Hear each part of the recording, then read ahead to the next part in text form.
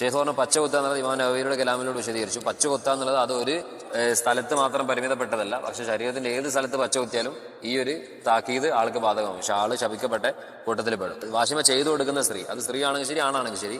അതേപോലെ തന്നെ ചെയ്യപ്പെടുന്ന വ്യക്തി, അതാണാണെങ്കിലും പെണ്ണാണെങ്കിലും ശരി, ശപിക്കപ്പെട്ടതാണ്. പിന്നെ അതേപോലെ മറ്റൊരു ഫായിദ ഇമാം നവവി പറയുന്നത്, ചില സമയത്ത് ഈ ഒരു പച്ചകുത്തല് ചെറിയ കുട്ടികളുടെ മേൽ ചെയ്യും. ചെറിയ പ്രായപൂർത്തിയാവാത്ത ചെറിയ കുട്ടികളുടെ മേൽ ചിലപ്പോൾ ഈ പച്ചകുത്തൽ ചെയ്യും.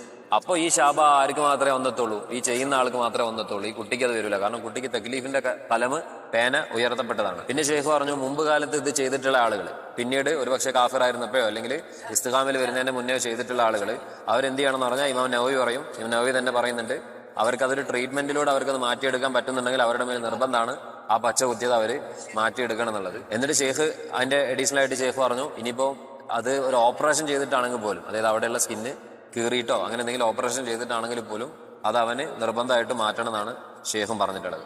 ഇല്ല, ഇമാം നവവി അവിടെ പറഞ്ഞു, എങ്ങനെയാണെങ്കിലും അല്ലാതെ അത് ചെയ്തു കഴിഞ്ഞാൽ അവിടെ ആ മറ്റേ അവയവത്തിന്, അതായത് ചെയ്തിട്ടുള്ള അവയവത്തിന്, അല്ലെങ്കിൽ അത് ചെയ്തിട്ടുള്ളത് വളരെ ഒരു സെൻസിറ്റീവ് ആയിട്ടുള്ള ഒരു സ്ഥലത്താണ്, അവിടെ എന്തെങ്കിലും ചെയ്തു കഴിഞ്ഞാൽ അവന് മൊത്തമായിട്ട് ബാധിക്കും, അവൻ നശിച്ചു പോകും, അവൻ തന്നെ കൊല്ലപ്പെടും, അല്ലെങ്കിൽ അവന്റെ ആ അവയവം വളരെ മോശം രൂപത്തിലോട്ടായി മാറും, അല്ലെങ്കിൽ അവന്റെ അവയവം നശിച്ചു പോകും. ആ ഒരു അവസ്ഥയിലോട്ടാണെന്നുണ്ടെങ്കിൽ അവന് ചെയ്യാൻ പാടില്ല എന്ന് പറഞ്ഞു. അതല്ലാത്ത അവസ്ഥയിൽ അത് ചെയ്ത് മാറ്റണം എന്നുള്ളതാണ് ഷെയ്ഖ് പറഞ്ഞത്.